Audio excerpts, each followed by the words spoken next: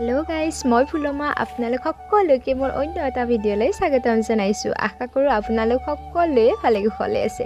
ময়ো ভালে আছোঁ। আজি দেখিছেনে বতৰটো ইমান ধুনীয়া। ৰ'দ দিছে যদিও ইমান প্ৰখৰ নহয় বাৰু, বতাহ বলি আছে। খুব বেছি ভাল লাগে, নেচাৰেল ইমান ধুনীয়া বতাহ।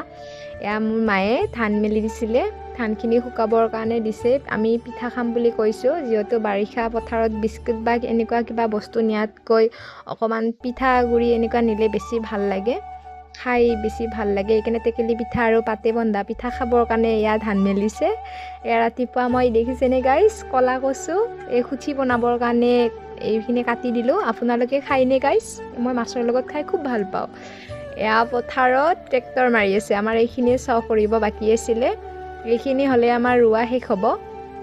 এয়া দেউতাই কোৰখন লৈ ইফালে সিফালে কৰি আছে আৰু চাই আছে ভালকৈ চহ হৈছে নে হোৱা নাই। এইখিনি দোৱা মাটি হয়, পানী হ'লে একেবাৰে ফুল হৈ থাকে আৰু নাথাকিলে নাথাকে। চাওকচোন, কিন্তু বোকা খুব বেছি আছে ইয়াতে, মাজৰ ফালে বহুত বেছিয়ে বোকা হয়। দেউতাই চাই আছে ইফাল সিফাল কৰি। তাৰে মাজতে দেউতাই কঠীয়া তুলিলে। এইখিনি আমাৰ শালি ধানৰ কঠীয়া হয়, জহা আৰু বন্নি। আপোনালোকৰ ৰোৱা শেষ নে গাইজ? আপোনালোকে কমেণ্ট কৰি ক'বচোন আপোনালোকৰ কাৰ কাৰ ৰোৱা শেষ হ'ল। এবাৰ দেউতা অসুস্থ হোৱা বাবে আমাৰ অকণমান পলম হৈছে, তথাপিও নকৰিলে নহয়।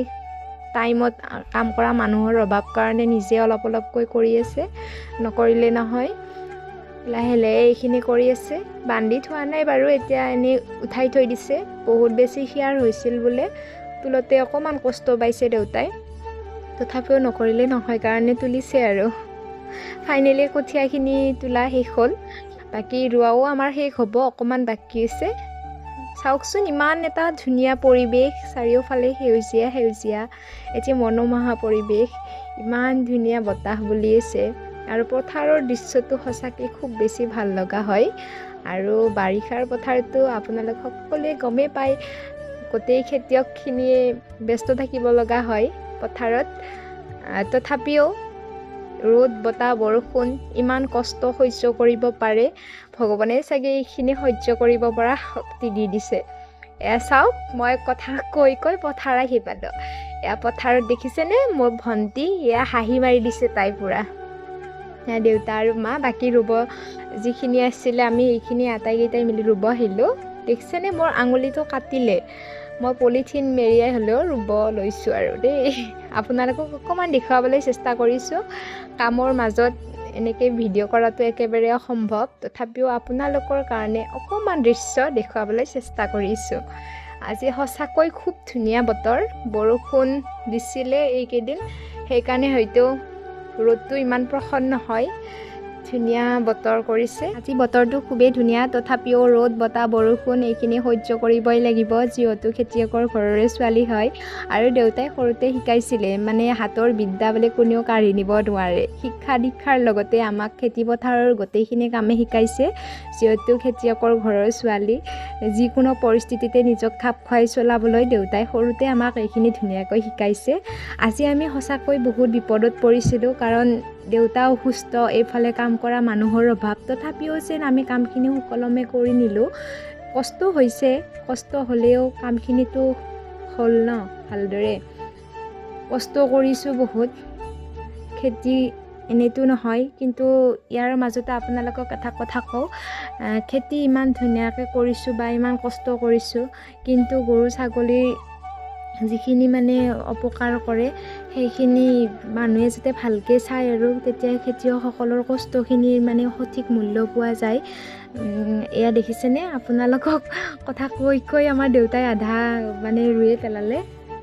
এতিয়া মই ৰুবলৈ ল'ম। মায়ে চাহ খাই আছিলে, আপোনালোকক কৈ আছিলে তেতিয়া চাহ খাই আছোঁ, চাহ। সঁচাকৈ বহুত ভাল লগা এটি পৰিৱেশ। হয়তো আমি গাঁৱত আছোঁ কাৰণে হয়তো এই গাঁৱৰ গোটেই পৰিৱেশটোৱে আমাৰ প্ৰিয়। এয়া দেখিছেনে, চৰাইজনীয়ে ইমান ধুনীয়াকৈ আকাশত উৰি আছে মুক্ত মনে। কিমান এটি ভাল লগা দৃশ্য নহয় জানো? আপোনালোকক অকণমান ওচৰৰ পৰাই দেখুৱাবলৈ চেষ্টা কৰিছোঁ। মই চৰাইটো চিনি নাপালোঁ, কি চৰাই হয়। আপোনালোকে যদি ধৰিব পাৰিছে কমেণ্ট কৰি জনাবচোন। চাওকচোন, মোৰ দেউতাই কিন্তু এক্সপাৰ্ট চবতে। তাৰপিছত আমি চাহ খালোঁ, চাহ খাই আকৌ মই ৰোৱাত লাগি গ'লোঁ। এয়া আমাৰ এইখিনি আছে ৰুবৰ কাৰণে। এইখিনি হ'লে বাৰু শেষেই হ'ব। চাওকচোন ইমান ধুনীয়াকৈ ৰুইছোঁ। আপোনালোকে কোনে কোনে ৰুব জানে কমেণ্ট কৰি ক'বচোন, কোনে কোনে ভুই ৰুব পাৰে। এয়া মই কিবা কথা কৈ আছোঁ, মানে ভাল লাগিছে। আপোনালোকক দেখুৱাও দিছোঁ যে মোৰ আঙুলিটো কাটিছে, চাওক গাইছ। খুব ভাল লাগিছে পথাৰত। কিন্তু ইমান দিন ৰ'দত থকা নাছিলোঁ কাৰণে অকণমান কষ্ট পাইছোঁ ৰ'দত, কিন্তু উপায় নাই। এইখিনি মা দেউতাৰ কাৰণে কৰিছোঁ, যিহেতু মা দেউতাও কৰি আছে। আজি মা দেউতাই ইমান বছৰে আমাক কৰি খুৱাই আছে, গতিকে আমিও কিয় অকণমান সহায় কৰি দিব নোৱাৰোঁ। সেইকাৰণে মা দেউতাক সহায় কৰি দিছোঁ। এতিয়া গম পাইছোঁ আৰু ভাত এনেই মানে খাব নাপায় আৰু কিমান কষ্ট কৰিব লাগে। এমুঠি ভাতৰ কাৰণে কিমান যে কষ্ট কৰিব লগা হয়। সঁচাকৈ নিজে কৰিছোঁ কাৰণে হয়তো উপলব্ধি কৰিব পাৰিছোঁ।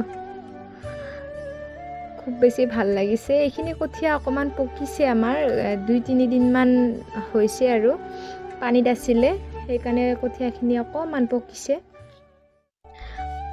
এইখিনি নাজানো ভালকৈ হয়নে নহয়, আৰু এইবাৰ কঠীয়াও অকণমান কমিছে আমাৰ, সেইকাৰণে এনেকৈ ৰুই দিছোঁ আৰু উপায় নাই। আপোনালোকে কোনোবাই জানে যদি ক'বচোন, এইখিনি ৰুলে বেয়া হৈ যাব নেকি? এই পকা কঠীয়াখিনি ৰুলে বেয়া হ'ব নেকি? আপোনালোকে যদি কোনোবাই জানে কৈ দিবচোন। সেয়া মোৰ মা দেউতাই একেলগে কাম কৰি আছে আৰু সঁচাকৈ এনেকুৱা জীৱন সংগী কোনেও মানে কাৰো কষ্টটো মানে সহ্য কৰিব নোৱাৰে, সেইকাৰণে দুয়োজনে মিলি গোটেই কামখিনিয়ে কৰে। খুব বেছি ভাল লগা এটি পৰিৱেশ, আৰু সঁচাকৈ বহুত লাকি ফিল কৰোঁ ইমান মৰমৰ মা দেউতা পোৱাৰ কাৰণে। চাওকচোন ময়ো অকণমান খৰকৈ ৰুব লৈছোঁ। নাজানো আপোনালোকক কথা কওঁতে কিবা ভুল হ'বও পাৰে, কি কৈছোঁ কি নকৈছোঁ নিজে নাজানো। আৰু আগৰ পৰা এনেকৈ কথা কোৱা অভ্যাস খুব বেছি নাই, তথাপিও আপোনালোকক ভিডিঅ' কৰিছোঁ যিহেতু ইউটিউবত নতুন, কিবা ভুল হ'বও পাৰে কওঁতে। আপোনালোকে ভুলবোৰ যেন শুধৰাই দিয়ে, আৰু আপোনালোকৰ মৰম আশীৰ্বাদে মোক আগবাঢ়ি যোৱাত সহায় কৰিব। আপোনালোকে আশীৰ্বাদ কৰিব যাতে মই আগুৱাই যাব পাৰোঁ, আপোনালোকক এনেকৈ ভিডিঅ' দি থাকিব পাৰোঁ।